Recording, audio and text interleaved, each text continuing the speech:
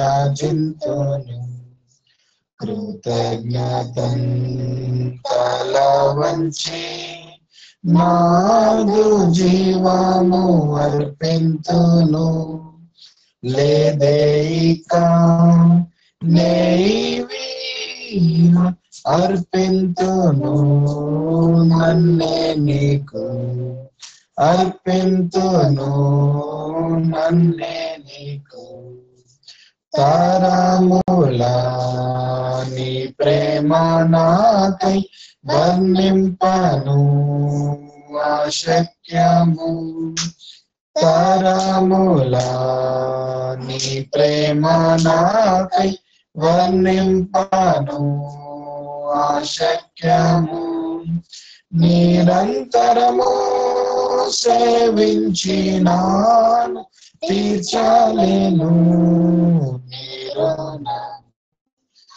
నిరంతరము సేవించినాను తీర్చలేను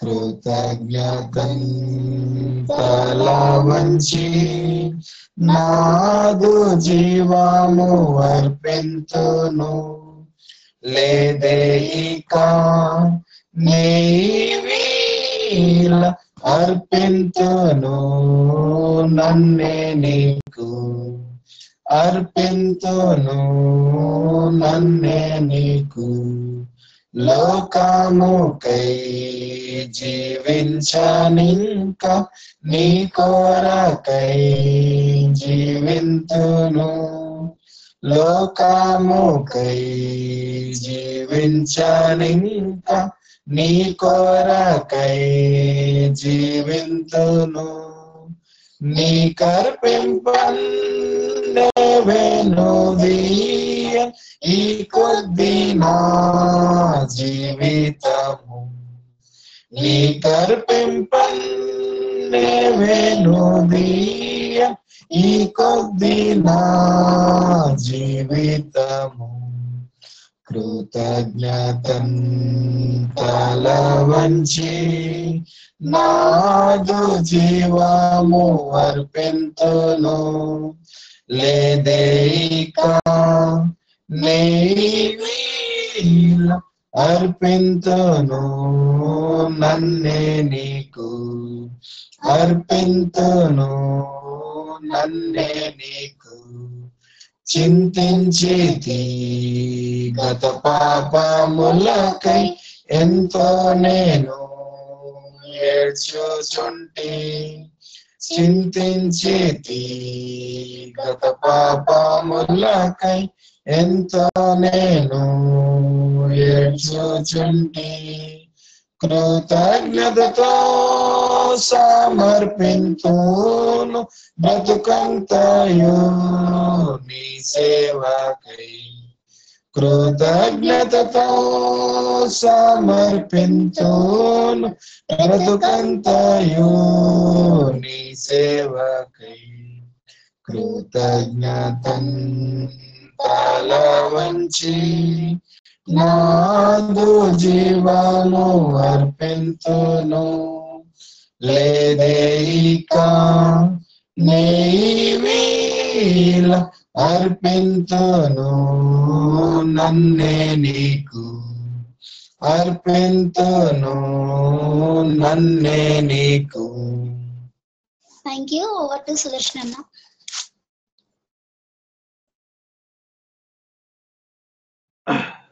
అమ్మ వినమాడుతుందా అన్న? వినిపిస్తుంది అన్న. దేవుని ఒక వాక్యం ధ్యానించుకుందాం. దేవుని వాక్యం నుండి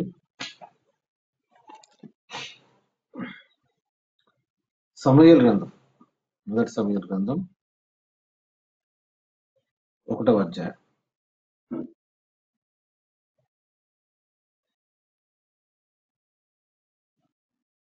మొదటి సమూయేలు 1.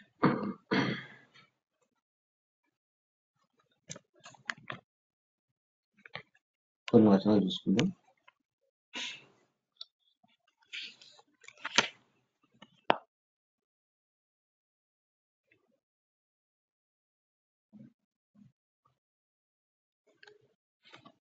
మొదటి సమయాలు 1వ అధ్యాయం మొదటి గ్రంథం 1వ అధ్యాయం మొదటి నుంచి.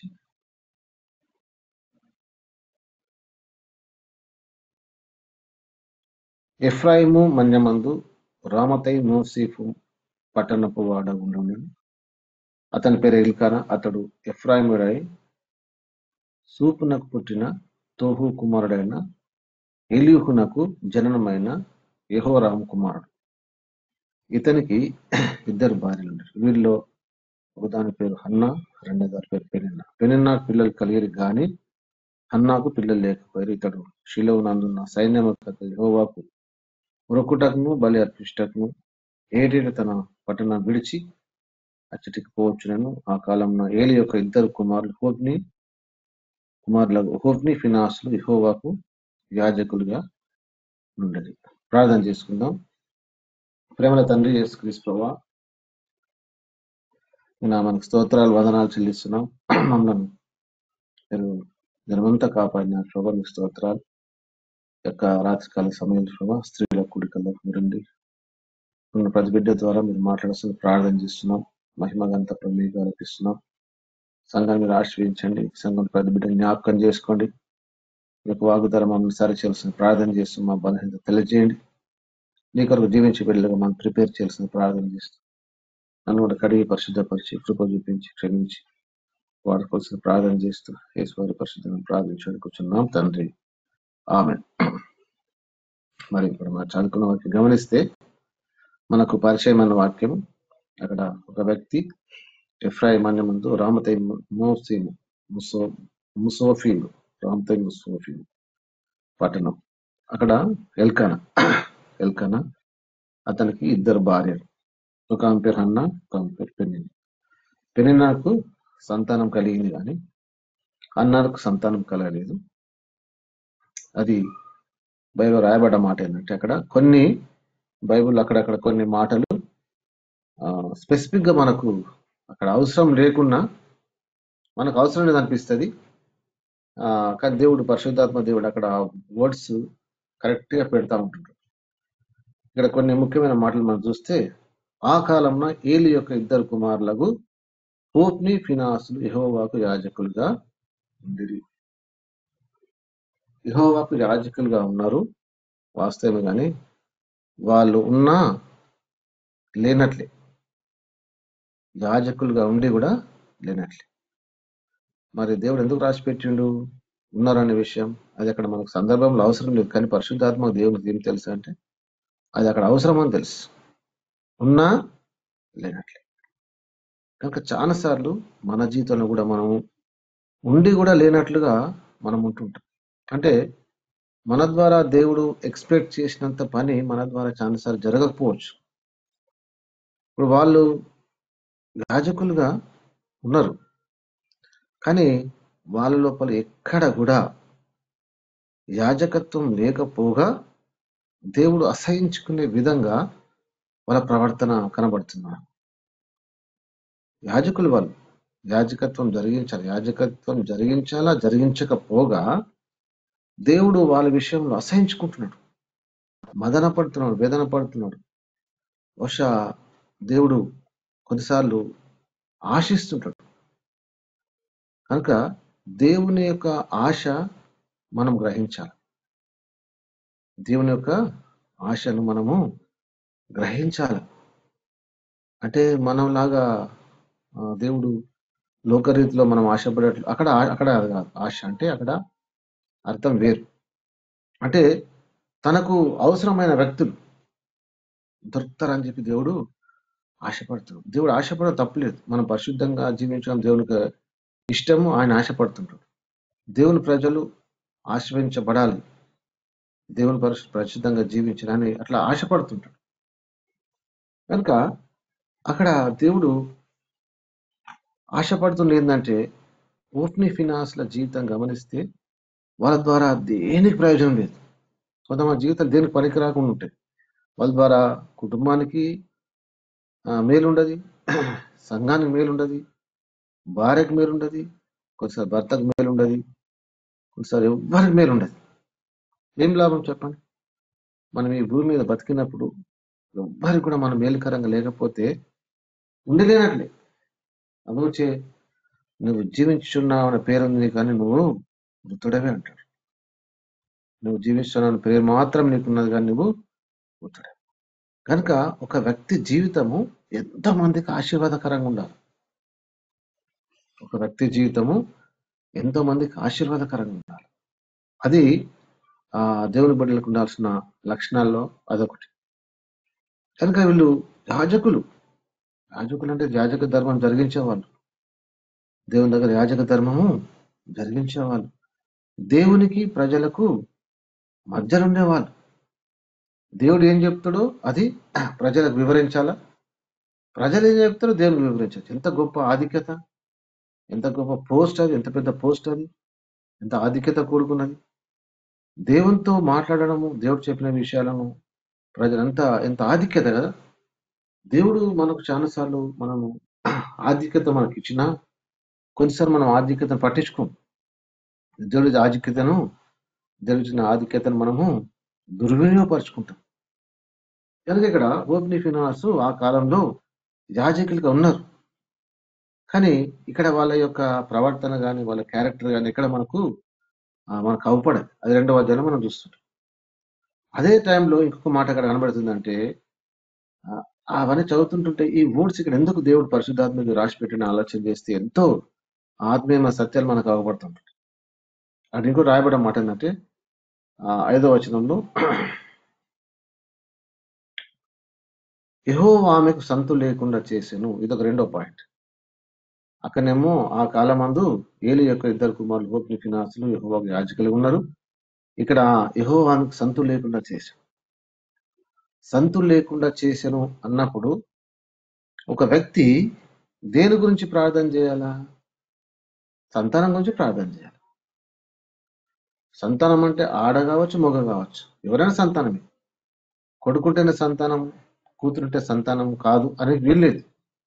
సంతానం అంటే ఎవరైనా కావచ్చు, ఆడ కావచ్చు, మగ కావచ్చు. ఇప్పుడు సంతు లేకుండా చేశాను అనే మాట పరిశుద్ధాత్మ రాశాడు. ఆ సంతు లేకుండా చేసినప్పుడు ఆమె ఏమైనా ప్రార్థన చేయాలా? ప్రభా, నాకు ఇక్కడ సమాజంలో ఎంతో అవమానం ఉన్నది. తర్వాత మా సవతి ద్వారా అంటే ఈ యొక్క ఎల్కానా భార్య ద్వారా, ఇంకొక భార్య ఉంది, ఆమె ద్వారా నాకు అవమానం, సమాజం ద్వారా అవమానం, బంధువుల్లో అవమానం, ఇవన్నీ కూడా నాకు అవమానాలే. కాబట్టి నాకు ఇప్పుడు ఏం చేయాలి? నువ్వు సంతానం ఇవ్వు అంటే ఆమె ప్రార్థనలో ఎంత మెలకువలు కనబడుతున్నాయి, ఎంత యథార్థ కనబడుతున్నది. కరెక్ట్ పాయింట్లో మాట్లాడుతుంది, కరెక్ట్ పాయింట్లో ప్రార్థన చేస్తుంది. ఏం ప్రార్థన చేస్తే అది దేవునికి సంతోషమవుతుంది, ఏం ప్రార్థన చేయదు ఆనందపడతాడు అంటే మన ప్రార్థన దేవునికి ఆనందం కలగజేయాలి. అది జాగ్రత్త వినండి. మన ప్రార్థన దేవునికి ఆనందం కలగ పొద్దున్న నుంచి రాత్రి దాకా ప్రభు అది ఇది అది అడుగుదే తప్ప అందులో దేవుడు సంతోషపరిచే విధంగా కనబడదు. ప్రార్థన చేస్తే పద్యం బాడినట్లు వెళ్ళిపోతూనే ఉంటారు. కానీ ఈమె ప్రార్థనలో దేవుడు ఆనందపడే విధంగా, దేవుడు ఆనందపడి గంతులేసే విధంగా ప్రార్థన చేస్తూ ఉంటుంది. చక్కని ప్రార్థన చూడండి. ఏముంటది? యెహోవా ఆమెకు సంతానం ఇచ్చేస్తాడు. ఇప్పుడు ఏం చేయాలి? ప్రభు, నాకు సంతానం ఇవ్వండి. నాకు బంధువులలో, తర్వాత ఇంట్లో, సమాజంలో ఎక్కడ పోయినా అవమానం. కాబట్టి అవమానం పోవాలంటే నాకు సంతానం కలగాలి, నాకు ఆడననివ్వు, మగననివ్వు అని ప్రార్థన చేయాలి. ఒక మాట చెప్పిన సంతానం ఇవ్వమని ప్రార్థన. కానీ ఆమె ప్రార్థనలో ఎంత అంటే దేవుడు ఆనందపడే విధంగా, దేవుడు సంతోషపడే విధంగా, దేవుడు అంటే ఇక ఆ సంతోషానికి అవధులు లేని విధంగా దేవుడిని మనవి చేస్తూ ఉన్నది. ఆ ప్రార్థనలో ఎంత గొప్పతనము, ఆమె యొక్క వాస్తవికతను బయటపరుస్తూ ఉన్నది. ఆమెలో చాలా విషయాలు ఆ ప్రార్థనలో ఎన్నో ఇమిడి ఉన్నాయి. ఒకటేంది? అక్కడ ఒక వ్యక్తి అవసరం, ఇక్కడ షిలోహులో ఒక వ్యక్తి అవసరం. అక్కడ ఉండవలసిన మనుషులు జీవించే విధానము అవన్నీ గమనించినప్పుడు ఆమెలో ఒక తపన వచ్చింది. అరే, దేవుని పరిచర్య సరిగా జరుగుతలేదు. కాబట్టి ఎవ్వల లైఫ్ వాళ్ళు జీవిస్తూ ఉన్నారు. ఏది లైఫ్ ఏళ్ళు జీవిస్తున్నారు, పిల్లల లైఫ్ పిల్లలు జీవిస్తున్నారు. సంఘానికి వెళ్ళేవారు నామమార్తంగా పోతున్నారు, వస్తున్నారు. తర్వాత కొంతమంది బాధ అనుభవిస్తున్నారు. హోప్ని ఫీనహాస్ చేతిలో ఎంతోమంది చెడిపోతా ఉన్నారు. తర్వాత కొంతమంది బాధపడుతున్నారు, అసహించుకుంటున్నారు. కొంతమంది ఆ పరిస్థితిని చూసి మందిరానికి రాకుండా కూడా ఉన్నవారు ఉండిండొచ్చు. బైబిల్ అంత క్లియర్ లేదు. ఎందుకంటే వాళ్ళు ప్రార్థనకు వస్తే వాళ్ళకి అవమానం చేస్తున్నారు, వాళ్ళ ఆడవారితో అసభ్యకరంగా ప్రవర్తిస్తున్నారు. కనుక ఒక్కొక్క కుటుంబం ఒక్కొక్క రీతిగా ఆలోచన చేసి ఆ ప్రాంతాన్ని అంతటి కల్మషం చేసేస్తున్నారు, కల్మషం అయిపోతున్నది. కొంతమంది ఆరాధన బంధు కూడా కావచ్చు. అది అక్కడ పోతే మాకు పరిస్థితి ఏంటిది, మా పిల్లలకు సేఫ్టీ లేదు, మేము వెళ్ళాం. కొన్ని సంఘాల్లో అదే జరుగుతున్నది. ఒక భక్తుడు అంటాడు, మా పిల్లలను మేము సండే స్కూల్కి పంపం అని చెప్పి మాట్లాడు. మా పిల్లలను మేము సండే స్కూల్కు పంపం అని సండే స్కూల్ టీచర్ అతను చెప్పమని చెప్తున్నాం. ఎందుకంటే మా పిల్లలను సండే స్కూల్ పంపిస్తే స్టేజీల మీద డ్రామాలు చేపిస్తున్నారు. పిల్లలతోని మామూలు అసభ్యకరమైన బట్టలు వేసి మా పిల్లలను స్టేజ్ డ్రామాలు చేస్తున్నారు. ఆయన పేరు ప్రకాశ గంటెల్ల గారు, మంచి స్పీకర్, భక్తిపరుడు. ఆయన చెప్తున్నాడు, మా పిల్లలను మేము సండే స్కూల్ పంపమని సండే స్కూల్ టీచర్ చెప్పమని చెప్తున్నాడు ఓపెన్ గా. ఎందుకంటే మా పిల్లల్ని పంపిస్తే మీరు ఏం చేస్తారంటే మా పిల్లలకు డాన్సులు నేర్పిస్తున్నారు. అన్యులు వాళ్ళ ఫంక్షన్స్లల్లా, పెళ్లిళ్ళల్లా, లేకుంటే గణేష్ మండలి దగ్గర వాళ్ళ ప్రాంతాల్లో వాళ్ళు డాన్సులు చేస్తారు. మనము మన పిల్లలు స్టేజీల మీద క్రిస్మస్ ప్రోగ్రామ్ అని, ఆ ప్రోగ్రామ్ అని, సెమీ క్రిస్మస్, ఈ క్రిస్ అని మా పిల్లలను మీరు డాన్సులు చెప్పి మా పిల్లలు పంపం. ఒక ఆత్మీయంగా ఎదిగిన వ్యక్తి మాట్లాడే మాటలే. కనుక అక్కడ పోతే ఎంతో అక్రమం కనబడుతున్నది. సో నా వంతు కృషి నేనేమన్నా చేయాలి అని ఆమెకున్న అవమానం గురించి కాకుండా, ఆమెకున్న అవమానం ఏంటిది, సంతానం లేదు కాకుండా, దాంతో పాటు దేవుని పరిచర్య నా ద్వారా జరగాల, నా కుమారం ద్వారా జరగాలని చెప్పేసి ఆమె అడిగిన మనవి ఏంటిదంటే 10వ వచనం, సైన్యములకు అధిపతి యెహోవా నీ సేవకురైన నాకు కలిగి ఉన్న ఈ శ్రమను చూసి, ఇది కొద్ది మట్టుకి ఏంటి శ్రమ, అవమానం చూసి నాకు సంతానం కలగజేయు అనాల. యాక్చువల్గా అక్కడ చూస్తే నాకు కలిగిన శ్రమను చూసి నాకు సంతానం కలగజేయ ప్రభు, సంతానం కలగజేస్తే నాకు మనిషిలో ఉన్న అవమానం తొలగిపోతుంది అని ప్రార్థన చేయాలి. కానీ ఆమె ప్రార్థనలో ఆమె వ్యక్తిత్వాన్ని ఎట్లా బయలుపరుస్తుంది చూడండి. నీ సేవకు నన్ను జ్ఞాపకం చేసుకుని నీ సేవకుల నాకు మగ పిల్లను దయచేసిన ఎలా. ఆ ఓడు అక్కడ పలకబడ్డది, మగపిల్లను. ఎందుకు మగపిల్లవాడు? ఆడపిల్లకి సంతానం కాదా? ఆడపిల్లైన సంతానమే, మగపిల్లైన సంతానం కావాలి ఆయనకు. కానీ అందులో ఏం మర్మం దాగి ఉందంటే అక్కడ లోటు బడ్జెట్. కనుక ఆ లోటును నేను పూరించడానికి నేను సిద్ధంగా ఉన్నా.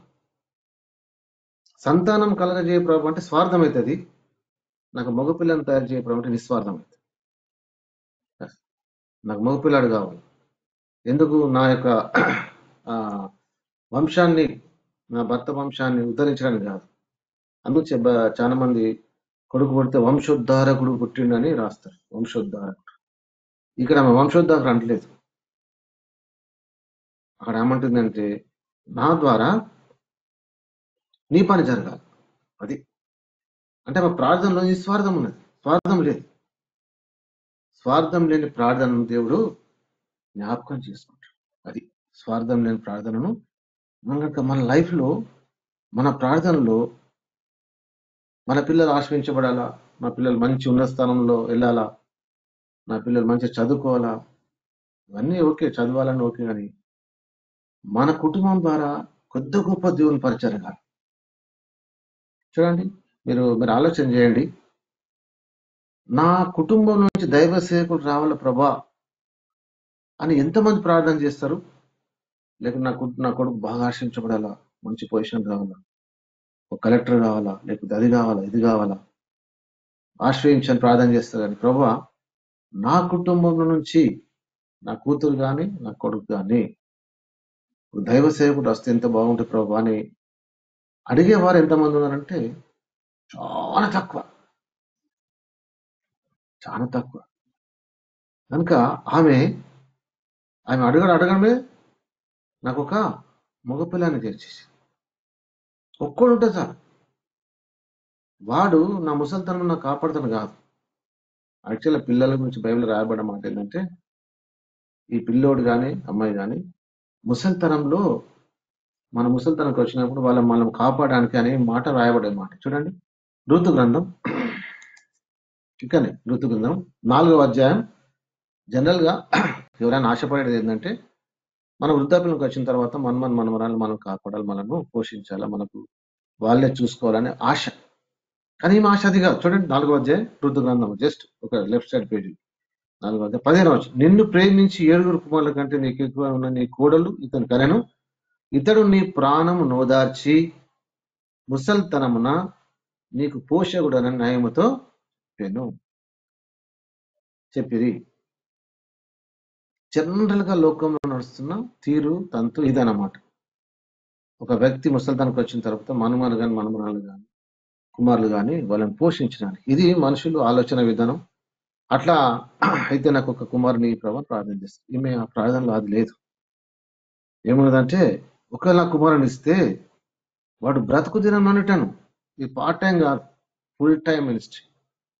వాడు ఎన్ని రోజులు బతుకుతాడా, 100 సంవత్సరాలు బతుకుతాడా, 2 సంవత్సరాలు, ఎన్ని రోజులన్నా బ్రతుకు అన్నిటను నేనేం చేస్తా, నీకు అప్పగిస్తా. అది ఆమె ప్రార్థనలో ఎంత క్లారిటీ కనబడుతుందంటే, నీకు అప్పు చెప్తా, నా దగ్గర పెట్టుకో, నా దగ్గర పెడితే చెడిపోతాడు, నా దగ్గర పెడితే చెడిపోతాడు, నా దగ్గర పెడితే నేను పెంచాల్సి వస్తుంది, నా దగ్గర పెడితే నా ఆలోచన ప్రకారం పెంచాల్సి వస్తుంది. కాబట్టి నా ఆలోచన ప్రకారం వేస్తే కుదరత, నేను మారచ్చు. మనుషులు మారిపోతారు, దేవునికి ఇచ్చినట్లు ఇస్తారు, తర్వాత వెనుకది ఇస్తారు. చాలా తప్పు, చాలా ప్రమాదం. దేవునికి ఎంత ఇచ్చినా తక్కువే, తర్వాత నువ్వు నేను ఇచ్చినంత మాత్రం దేవుని పరిచయం జరుగుతున్నది, అది మూర్ఖత్వం. తర్వాత మన డబ్బులను మనం బిగపట్టడం అంతకన్నా భయంకర మూర్ఖత్వం కదా. ధారాళంగా ఇచ్చేవారైనా ప్రేమించినట్టు దేవుని పరిచయాలకు ధారాళంగా ఇవ్వాలా, బీదలకు ధారాళంగా ఇవ్వాలా, లేని వారికి పంచాలా కదా. మనం ఎంత ఖాళీ అయితే దేవుడు అంత నింపుతాడు. అట్లా అని చెప్పి దేవుడు నింపుతాడని ఉద్దేశంతో మనం ఖాళీ కావద్దు.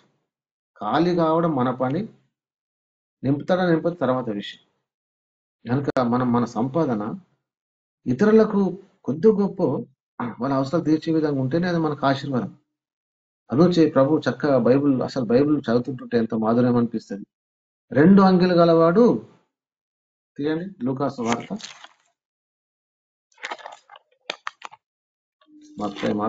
లూకాసు వార్త 3వ అధ్యాయం. 2 అంకెలు గలవాడు ఏమీ లేని వానికి ఇయ్యవలెను, ఆహారం గలవాడు అలాగే.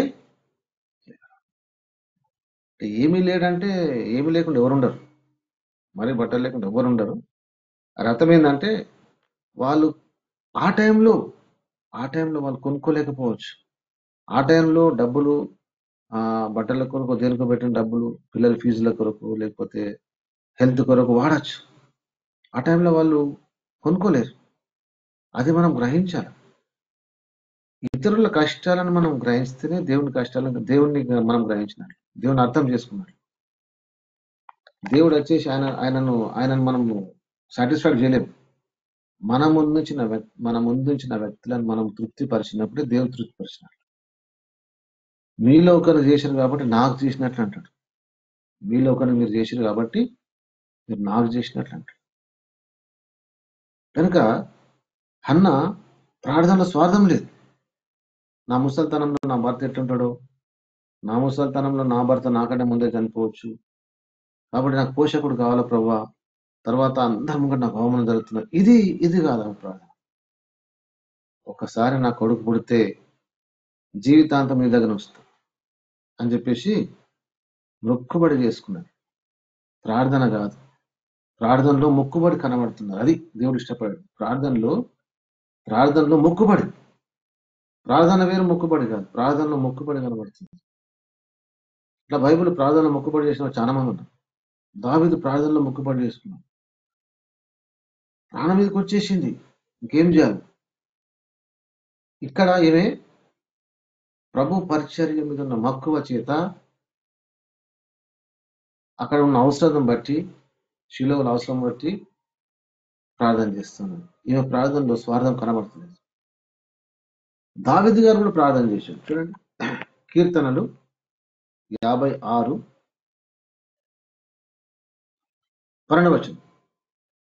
దేవా, నీవు మరణం నుండి నా ప్రాణం తప్పించి ఉన్నావు. మరణం వచ్చేసింది. ఇది మనకు అర్థం కావాలంటే హెడ్డింగ్ చూడాలి. హెడ్డింగ్ లో ఫిలిస్తీయులు దావీదును గాతులో పట్టుకొనినప్పుడు అతడు రచించినది. ఫిలిస్తీయులు పట్టేసుకున్నారు దావీదును. ఫిలిస్తీయులు పట్టేసుకున్నప్పుడు చుట్టుముట్టేసారు. ఇంకా కనురేప పాటలో దావీదును అటాక్ చేసేస్తారు, బంధిస్తారు. ఆ టైంలో దావీదు ఆయన ప్రార్థనలు మనకేం కనబడుతుందంటే ఆయన పట్ల దేవునికి ఒక ఉద్దేశం ఉన్నది. ఆయన పట్ల దేవునికి ఉద్దేశం ఉన్నది. ఏం ఉద్దేశం? సౌలు తర్వాత దావీదు రాజు దేవుని ఉద్దేశం. ఎందుకంటే సౌలు ద్వారా సమాజానికి ఏం మేలు జరుగుతలేదు. అక్కడ కూడా షిలోహులో హోఫ్నీ ఫినేస్ ద్వారా ఏం మేలు జరుగుతలేదు. మేలు జరగకపో కీడు జరుగుతున్నది, అవమానం జరుగుతున్నది. సంఘానికి చాలా మంది బంద్ అయిపోతున్నారు. దేవుడు ఆ విషయంలో మదన పడతా ఉన్నాడు. ఒక మానవ రూపంలో చెప్పాలంటే ఎవరు దొరుకుతారా అని దేవుడు చూస్తా ఉన్నాడు. కనుక అన్న ప్రార్థన చేసిన వెంటనే దేవుడు తన కోరికను అట్లా నెరవేర్చుకున్నాడు అన్న ద్వారా. చూసారు, మానవ రూపంలో ఆలోచన చేస్తే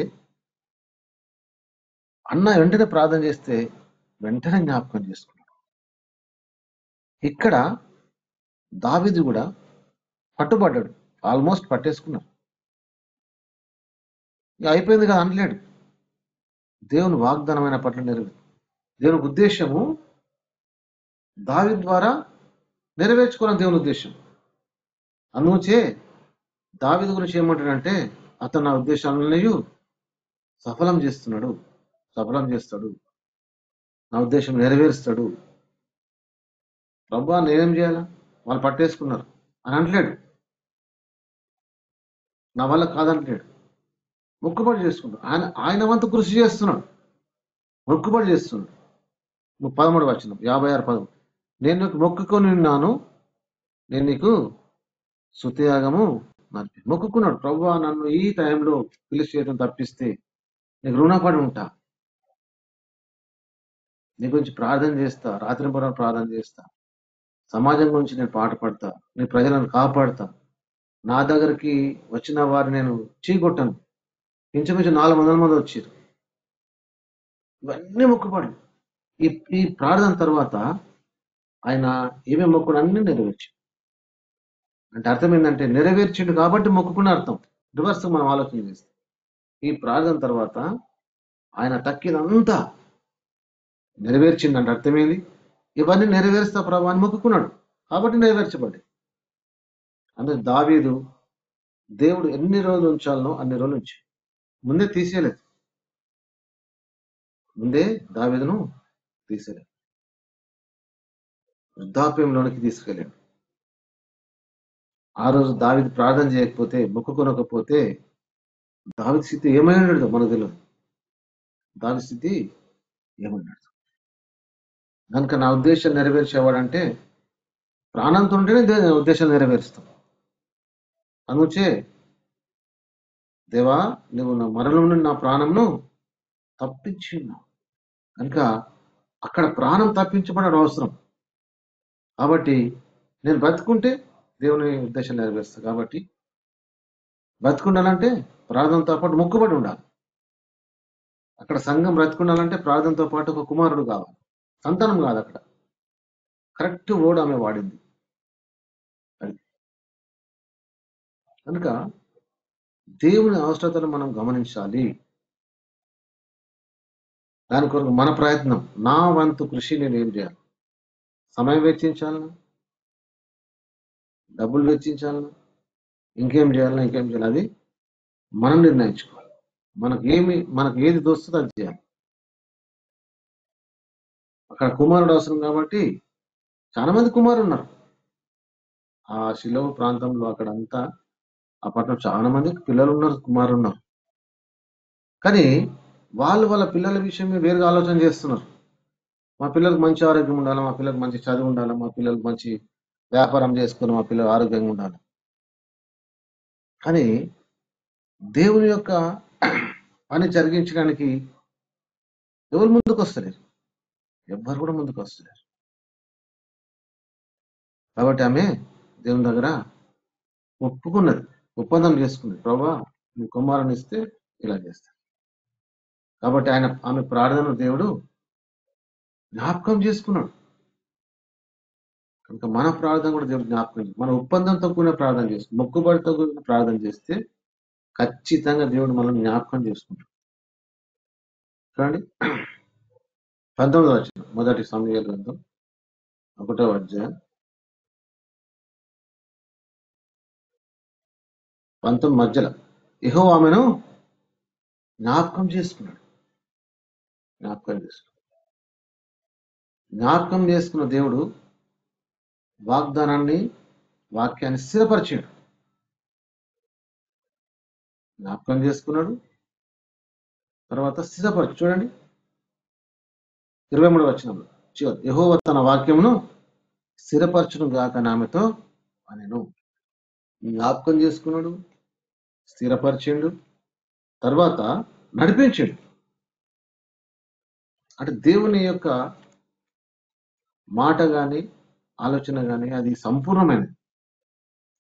జ్ఞాపకం చేసుకున్నాడు తన వాగ్దానాన్ని, ఆమెను ప్రార్థన జ్ఞాపకం చేసుకున్నాడు, మాటను వచ్చే సంవత్సరం వరకు నీకు సంతానం కొడుకును పుడతారని చెప్పేసి ఏలి ద్వారా మాట్లాడించిండు. తర్వాత స్థిరపరిచిండు, స్థిరపరిచిన దేవుడు నడిపించాడు. చూడండి మొదటి సమూయేలు గ్రంథం 3వ అధ్యాయం 19వ వచనం. సమూయేలు పెద్దవాడు కాగా అంటే చిన్నప్పటి నుంచి పెద్ద అయ్యేదాకా సమూయేలు దేవుడు నడిపించాడు.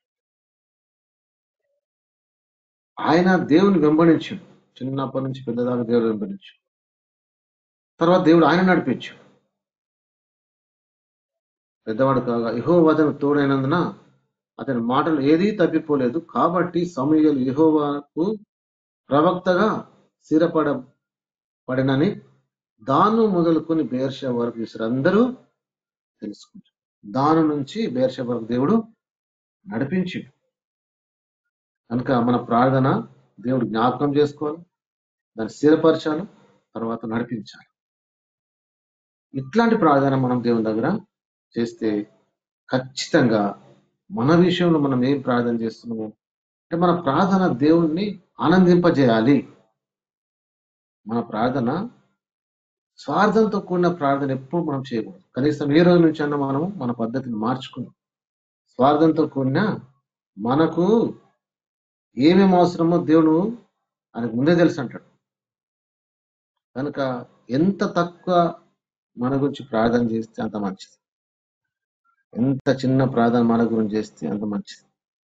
ఇతరుల విషయాలు ప్రార్థన చేద్దాం, మన తర్వాత తరతరాల గురించి మనం ప్రార్థన చేద్దాం. అది మనకు ఆశీర్వాదం. పొద్దు నుంచి రాత్రి దాకా మనము, మన పిల్లలు, మన కుటుంబం, మన జాబ్, మన వ్యాపారం, మన లోన్స్, మన సమస్యలు ఇవే. అవి ప్రార్థనలు ఎక్కడ కూడా స్వార్థం కనబడతలేదు, ఎక్కడ స్వార్థం కనబడతలేదు. ప్రభా నా భర్త ఎలాంటోడు, నాకు భవిష్యత్తులో ఎట్లాంటి పరిస్థితులు వస్తాయో కాబట్టి నా కొడుకు ఇస్తున్నా అట్లాంటి చేస్తలేదు. లేకుంటే నాకు అవమానం లేదు ప్రభా, అవమానం తీసే ప్రభా అని ప్రార్థన చేస్తలేదు. ఆమె ప్రార్థనలో దేవుని కోరిక నెరవేర్చాలి. అక్కడ చాలా రోజుల నుంచి పరిస్థితి దారుణంగా ఉన్నది. మందిరంలో, సిలోహులో చాలా దారుణంగా ఉన్నది. ఎవరు ముందుకు వస్తలేరు. అన్న తప్ప అన్నకంట ముందు చాలా మంది వస్తున్నారు, పోతున్నారు. కొంతమంది బంద్ అయిపోతున్నారు, కొంతమంది అసహించుకుంటున్నారు, కొంతమంది బాధపడుతున్నారు, నష్టపోతున్నారు, చెడిపోతున్నారు. కానీ ఎవ్వరికి కూడా నా కుటుంబం ద్వారా దేవుని పరిచయం జరిగించాలి అని ఎవ్వరికి ఆలోచన వస్తలేదు. కానీ అన్నకు వచ్చింది. అన్న మైండ్ దేవుడు చూసిండు, అన్న ప్రార్థనలు విన్నాడు, స్థిరపరిచిండు, జ్ఞాపకం చేసుకుని నడిపించు. అది కనుక మన ప్రార్థనలో స్వార్థంతో కూడిన ప్రార్థన చేద్దాం, మొక్కుబడితో ప్రార్థన చేద్దాం. మన ప్రార్థన తరతరాలకు ఆశీర్వాదకం ఉండాలి. నా సేవకుడైన దావీదును బట్టి నేను అని అంటాడు చూసారా, మనం చూసినాం కదా. నా సేవకుడైన దావీదును బట్టి చూడండి 37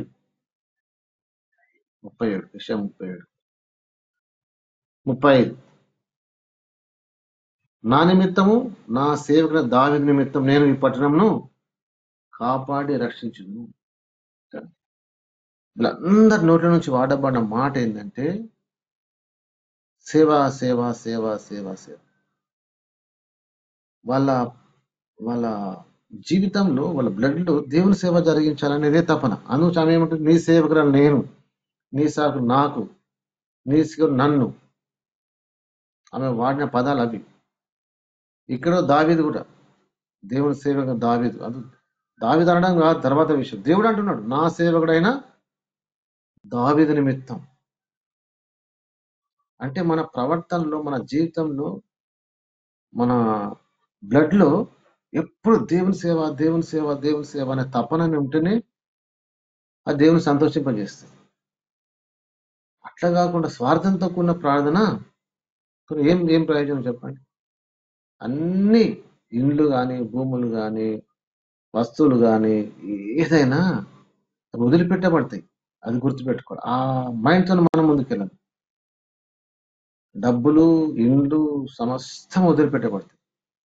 ఈ వదిలిపెట్టే దాని గురించి మనం ఆశీర్వాదం నన్ను ఆశ్రయించు ప్రభు, నన్ను ఆశ్రయించు ప్రభు, ఇదే ప్రార్థన. వదిలిపెట్టే వాటి గురించి ఎంత ప్రార్థన చేస్తే ఏం లాభం? వదిలిపెట్టే వాటి గురించి ఎంత ప్రార్థన చేస్తే, ఎంత ప్రార్థన చేసినా, ఎంత ఇచ్చినా అవి నువ్వు తీసుకొని వెళ్ళలేవు, వదిలిపెట్టబడతాయి. మన దగ్గర ఉన్నాయా? ప్రతిదీ వదిలిపెట్టబడతాయి. కానీ మనము వెళ్ళిన తర్వాత దేవుడు మనకు దాచిచ్చినవి మనకు ఇవ్వబడతాయి. ఇక్కడ డబ్బు సంపాదిస్తే అక్కడ ఆశీర్వాదం కాదు, ఇక్కడ దేవుని పరిచయం జరిగిస్తే ఆశీర్వాదం. సో ఇంత యథార్థంగా జీవిస్తున్నప్పుడు లోకంలో మనకేమో ఘనత కలుగుతుంది అంటే 200% మనకు ఏం ఘనత ఉండదు. ఇక్కడ ఏం ఘనత ఉండదు. ప్రభు హెచ్చించినప్పుడే మన ఘనత. ఈ భూమి మీద హెచ్చించబడతామంటే 100% హెచ్చించబడదు. నేను మీకు ఒక వాస్తవం చెప్తాను. మీరు ఎక్కువ ప్రార్థన చేస్తే మీకు ఎక్కువ శత్రువులు వస్తారు, శత్రువులు తయారవుతారు. నేను చెప్తాను, బైబిల్ చెప్తుంది, ఆ మర్మం మీకు చెప్తాను. నేను ఎక్కువ ప్రార్థన చేస్తున్నాను కాబట్టి నాకు ఎక్కువ ఆశీర్వాదం, ఎక్కువ నెమ్మది, ఎక్కువ మనుషులు నాకు సమాధానంగా ఉంటారు అని అనుకోవడం మన మూర్ఖత్వం. చాలా మంది బాగా ప్రార్థన చేస్తున్న, బాగా నెమ్మది, బాగా ప్రార్థన చేస్తున్న వాస్తవమే, కానీ ఆ ప్రార్థన చేసే వ్యక్తి సమాజంతో కలిసిపోవచ్చు. ప్రార్థన చేయొచ్చు, లోకంతో, లోక ఆచారాలతో, లోక పద్ధతులతో, లోకంతోనే మనం కలిసిపోవచ్చు. అప్పుడు నీకు శత్రువులు కనబడరు. సో దావీదు గారు అంటాడు చూడండి, కీర్తనలు 38, 2 మాటలు చూసి ముగించుకుందాం. కీర్తనలు 38, 20 వచనం. 38, 20. నా శత్రు చురుకైన వారు బలవంతులై ఉన్నారు. నా శత్రులు చురుకైన వారు బలవంతులు అంటున్నారు. మరి వాళ్ళు చురుకైన వారు బలవంతులు ఎవరు? శత్రువులు. నా శత్రువులు చురుకైన వారు బలవంతులు. మరి ప్రార్థన పరుడా కాదా అంటే ప్రార్థన పరుడే. దేవుని సేవకుడా అంటే దేవుని సేవకుడే. అన్ని ఉన్నాయి. తర్వాత ఇవన్నిటితో పాటు ఆయనకు శత్రువులు ఉన్నారు. ఇంకేమంటాడు? మేలునకు ప్రతిగా వారు కీడు చేయుచున్నారు. ప్రార్థన చేసే వారికి శత్రువులు ఎక్కువైతారు. ప్రార్థన చేసే మేలు చేస్తే ఏమవుతారంట? కీడు చేస్తారట. తర్వాత నేను ఉత్తమమైన దాన్ని అనుసరించినందుకు వారు నాకు శత్రువులు అయితే. చూడండి, విచిత్రం కదా. ఇన్ని మంచి పనులు చేస్తూ ఉంటుంటే, ప్రార్థన చేస్తుంటే, మేలు చేస్తుంటే అన్ని రివర్స్ వస్తూ ఉంది. తర్వాత ఇంకొక మాట చూపిస్తుంది.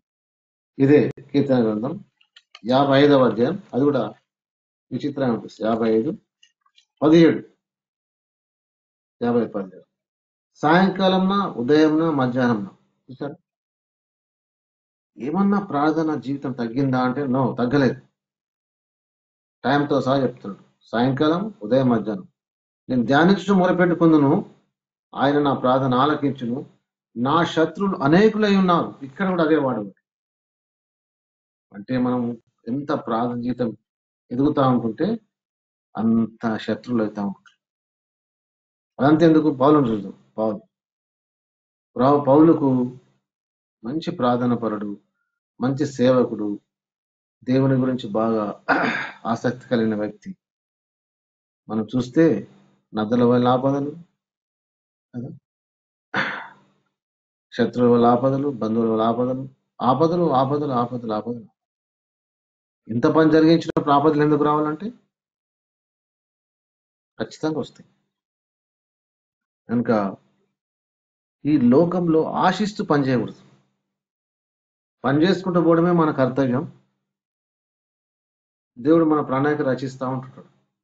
ఆమె అన్నగా ప్రార్థన చేస్తూ ఉన్నది. కరెక్ట్ దేవుడు దర్శించాడు, సంవత్సరం దర్శించాడు. మొక్కుబడి చెల్లించింది. స్థిరపరచబడ్డది, నడిపించబడ్డది. సమయం బ్రతికినంత కాలం బిలాంలాగా అమ్ముడు పోలేదు. అంటే మీ దగ్గర ఏమైనా తీసుకున్నానా, ఎవరన్నా నన్ను నిరూపించగలరా? చక్కని మాట చూడండి. సమయ గ్రంథం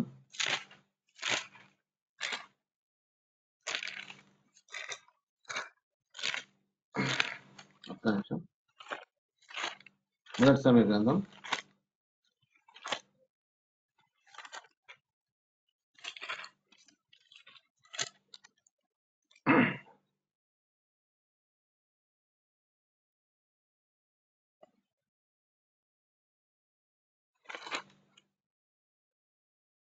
1 అంటాడు, నేను మీ దగ్గర ఏమన్నా లంచం పుచ్చుకున్నా అని చెప్పేసి వాళ్ళు అడుగుతూ ఉంటుంటాడు.